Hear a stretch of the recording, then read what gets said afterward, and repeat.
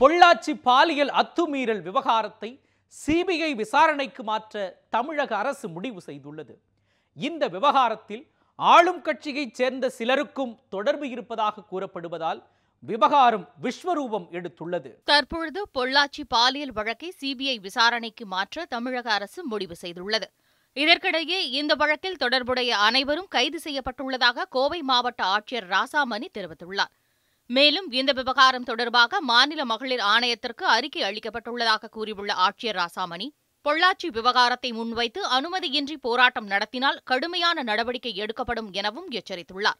முறையாக அனுமதி எந்த ஒரு நிகழ்வு நடந்தாலும், எந்த ஒரு கூட்டம் நடந்தாலும், எந்த ஒரு ஊர்வலம் நடந்தாலும், போராட்டம் நடந்தாலும் இன்றைய தேதியிலே இந்திய தேர்தல் ஆணையத்தினுடைய வரையறைக்குள்ளாக இருக்கின்றோம். அதனால் அந்த விதிமுறைப்படி தான் அனுமதி வழங்க முடியும்.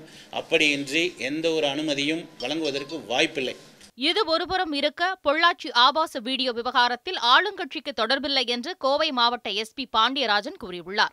அதாவது அரசியல்வாதிகள் சம்பந்தப்பட்டிருப்பதாகவும் அது தொடர்புடைய இன்னும் சிலர் சம்பந்தப்பட்டிருப்பதாகவும் உள்நோக்கத்துடன் செய்திகள் பரப்பப்படுகின்றன. அது தவறான செய்திகளாகும்.